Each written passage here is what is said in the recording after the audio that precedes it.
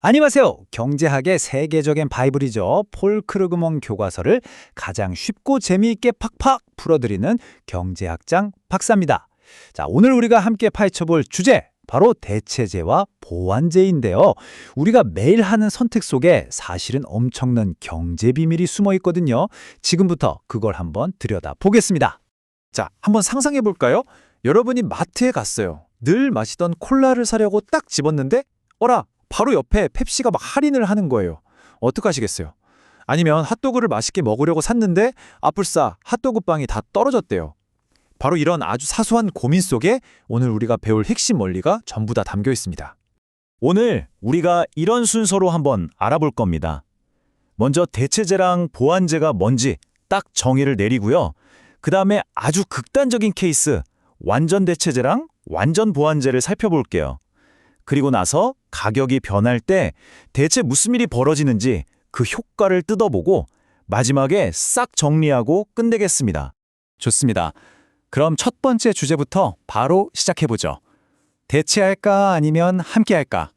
도대체 이 둘을 나누는 기준이 뭘까요? 자, 핵심은 진짜 간단해요. 어떤 물건의 가격이 변했을 때 그거랑 관련된 다른 물건의 수요, 그러니까 사람들이 그걸 얼마나 찾느냐가 어떻게 바뀌는지를 보는 겁니다. 예를 들어 콜라 가격이 확 올랐어요. 그럼 사람들이 비싸네? 그냥 펩시 마시자 하고 펩시를 더 찾겠죠. 바로 이런 관계가 대체제고요. 반대로 커피 가격이 너무 비싸졌어요. 그럼 사람들이 커피 자체를 덜 마시게 되잖아요. 자연스럽게 커피에 넣어 먹는 설탕도 덜 사게 되겠죠. 이게 바로 보완제 관계입니다. 쉽죠?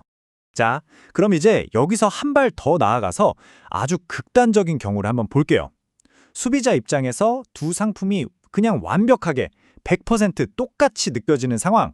이걸 바로 완전 대체제라고 부릅니다. 이게 무슨 뜻이냐면요. 소비자 입장에서 두 상품 사이에 정말 아무런 차이를 못 느끼는 거예요. 맛도 똑같고 품질도 똑같고 그냥 모든 게 다 똑같은 거죠. 예를 들면 A사 버터나 B사 버터나 나한텐 다 똑같은 버터야 라던가 이 초콜릿칩 쿠키나 저 쿠키나 다 똑같아 이렇게 느끼는 상황이에요. 그럼 뭘 보고 고를까요? 그렇죠. 오직 가격. 뭐라도 10원이라도 더 싼 걸 고르게 되는 거죠. 자, 바로 이 그래프가 그 개념을 아주 명확하게 보여줍니다. 이 무차별 곡선이 딱 직선이잖아요. 이게 왜 중요하냐면요. 기울기가 일정하다는 건 내가 예를 들어 초콜릿칩 과자 2개를 포기하는 대신에 피넛버터 과자 2개를 얻으면 만족감이 그냥 똑같다는 뜻이에요. 10개를 포기하고 10개를 얻어도 똑같고요. 그러니까 나한테는 이 두 과자의 가치가 완전히 1대1로 동일한 겁니다. 그러니 당연히 뭐만 보겠어요? 오로지 가격만 보고 더 싼 쪽을 고르게 되는 거죠. 그럼 이런 상황에서 합리적인 소비자라면 어떻게 행동할까요? 답은 정말 간단합니다. 그냥 더 싼 거에 몰빵하는 거예요. 섞어 살 이유가 전혀 없죠? 이 그래프를 보세요. 만약 초콜릿칩 쿠키가 피넛버터 쿠키보다 단 1원이라도 더 싸다? 그럼 고민도 안 하고 내 예산 전부를 초콜릿칩 쿠키 사는 데 쓰는 겁니다. 바로 이 비지점처럼요.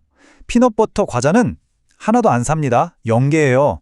자, 그럼 이제 완전 정반대 케이스로 가볼까요? 하나만 있으면 아무 쓸모 없고 오직 함께할 때만 의미가 있는 그런 재화들, 바로 완전 보완제입니다. 가장 쉬운 예시가 뭘까요? 맞아요. 왼쪽 신발이랑 오른쪽 신발입니다. 생각해보세요. 오른쪽 신발만 100개가 있어도 왼쪽 신발이 딱 하나밖에 없으면 신을 수 있는 신발은 몇 켤레죠? 딱 한 켤레뿐입니다. 아무 소용이 없어요. 이처럼 항상 1대1 아니면 커피와 설탕처럼 2대1 이렇게 딱 정해진 비율로 같이 써야만 의미가 있는 관계. 이게 바로 완전 보완제입니다. 그래서 완전 보완제의 무차별 곡선은 이렇게 신기한 L자 모양이 나옵니다. 자, 이게 무슨 의미냐면요. 여기 A 지점을 보세요. 파이 4개랑 우유 4잔을 가지고 있죠. 근데 여기서 우유맨 한 잔 더 늘려서 C 지점으로 갔다고 쳐요. 그럼 더 행복해질까요? 아니요.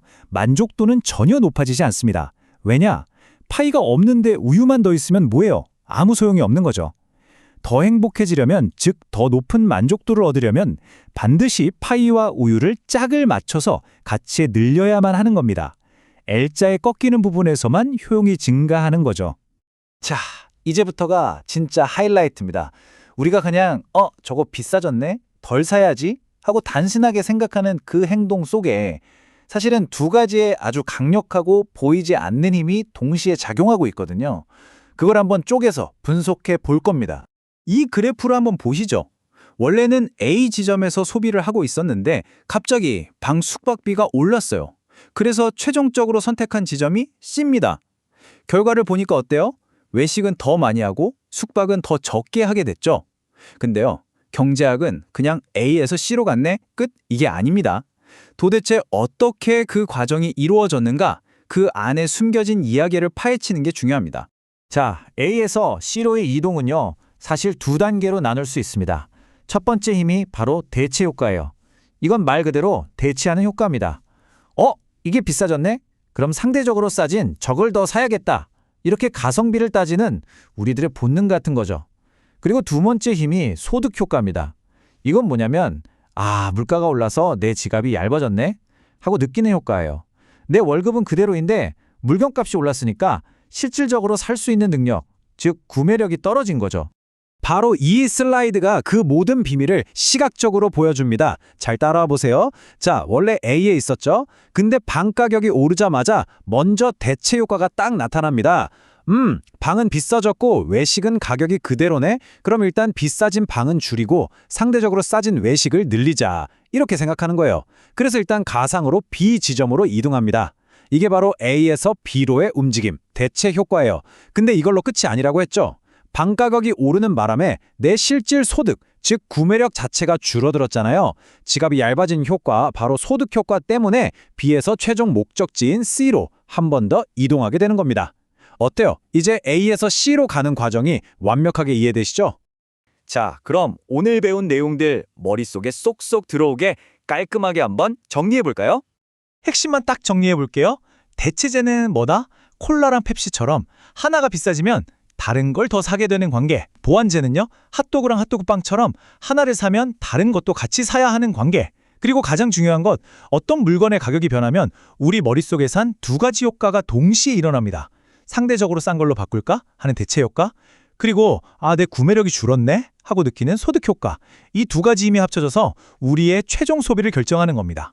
자, 그럼 이제 마지막으로 여러분께 질문 하나 던지면서 마무리하겠습니다. 만약 여러분에게 커피와 설탕이 완전 보완제라고 해봅시다. 예를 들어 커피 한 잔에 무조건 설탕 2스푼. 이 비율이 깨지면 절대 안 돼요. 그렇다면 여러분의 무차별 곡선은 과연 어떤 모양일까요?